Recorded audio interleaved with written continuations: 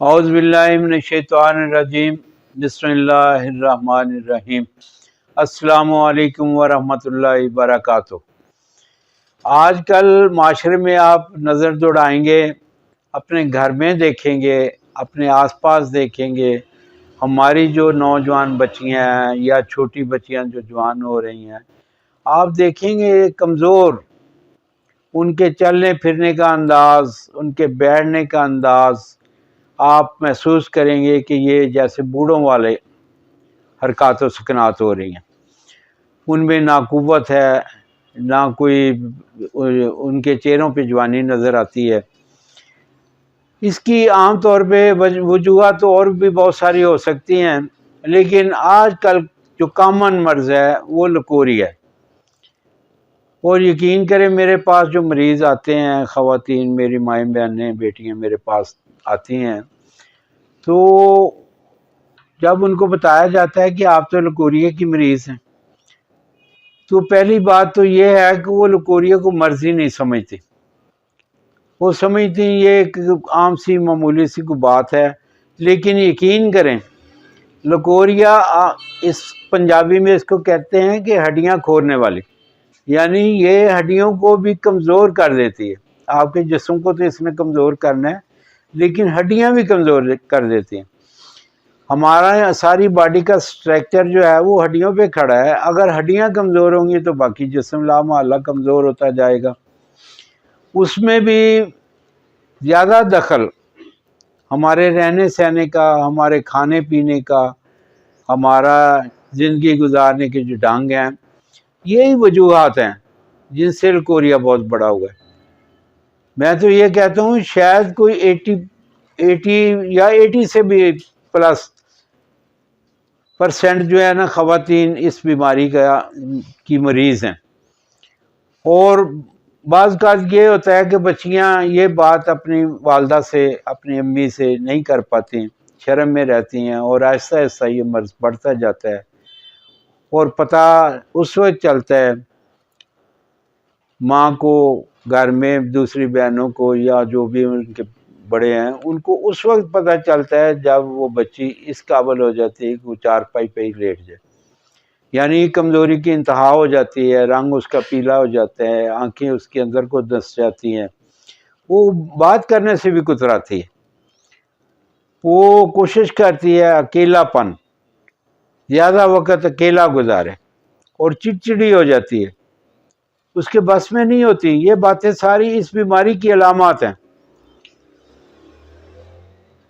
اس کے اثرات جب بچیاں پریکٹیکل لائف میں شامل ہوتی ہیں، داخل ہوتی ہیں، تو وہاں بھی اس کے اثرات بہت زیادہ آتے ہیں۔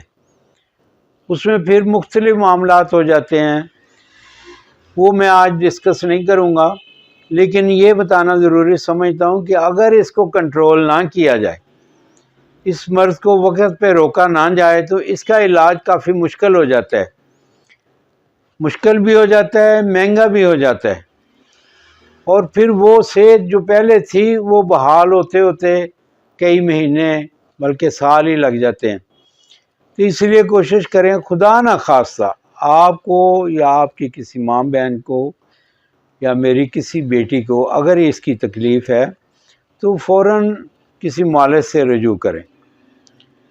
ویسے ہی یہ نسخہ میں آپ کی خدمت میں پیش کر رہا ہوں، خود بنا کے کھائیں، انشاءاللہ یہ بھی آپ کے لیے بہت مفید ہے۔ اگر خدا نہ خواستہ اگر 2 ہفتوں میں اس کے مسلسل استعمال سے 2 ہفتے مسلسل اگر استعمال کریں اور فائدہ نہ ہو رہا ہو، پھر آپ ضرور معالج سے ملیں، کیونکہ بعض کا لکوریا کی صورت ایسی ہوتی ہے کہ اس کو انفیکشن کہا جاتا ہے، وہ لگتا ہے ایسے ہی ہے لکوریا ہے، لیکن وہ مرض اور ہے، اس کا علاج اور ہے۔ یہ جو میں دے رہا ہوں نسخہ آپ کے لیے، یہ لکوریا کا علاج ہے، یہ سکرین پہ آ جائے گا، آپ نوٹ فرما لیجئے، سستا سا نسخہ ہے، پنسار والوں سے مل جائے گا، وہیں سے پسوا لیں اور یہ کھائیں لگاتار۔ اللہ آپ کو صحت دے، تندرستی والی زندگی عطا فرمائے۔ مائیں، مازو، چھلکا انار، گلے داوا اور پھٹکڑی بریاں، یہ ساری ہم وزن لینی ہے آپ نے۔ اگر مثال کے طور پہ ایک چیز 50 گرام لیتے ہیں تو ساری چیزیں 50 گرام لینی ہیں، اور ان سب کو اکٹھا کر کے باریک کر کے رکھیں۔ جب آپ کوئی بھی دوائی پسواتے ہیں تو اس کو انتہائی باریک کروائیں، ٹھیک ہے۔ بعض کا ذرے رہ جاتے ہیں، وہ گلے میں لگتے ہیں تو پھر کیفیت بدل جاتی ہے، وہ بندے کی طبیعت خراب ہوتی ہے، کیا کی کیفیت ہوتی ہے، اس لیے اس کو نہایت باریک کروا لیں۔ یہ آپ نے 500 ملی والے جو کیپسول ہیں ان میں بھر لینی ہے، یا اگر ویسے کھانا چاہیں تو ویسے کھا سکتی ہیں، آدھی آدھی چمچ صبح شام۔ اگر کیپسول بھر لیں تو ایک کیپسول صبح اور ایک شام، لیکن یہ دوائی دودھ کے ساتھ آپ نے استعمال کرنی ہے، اور اس کے ساتھ ساتھ گرم چیزیں، تلی ہوئی چیزیں، تیز مرچ مسالے والی چیزیں اور بازار والی چیزیں، یہ چائے، انڈا، اچار وغیرہ، ان سے مکمل پرہیز کریں۔ اللہ آپ کو صحت والی زندگی عطا فرمائے، اللہ آپ کو خوشیاں عطا فرمائے اور خوشیاں تقسیم کرنے والا بنائے۔ آپ میرے لیے دعا فرمائیں، میں آپ کے لیے دعا گو ہوں۔ اللہ آپ کو صحت والی زندگی عطا فرمائے، آمین۔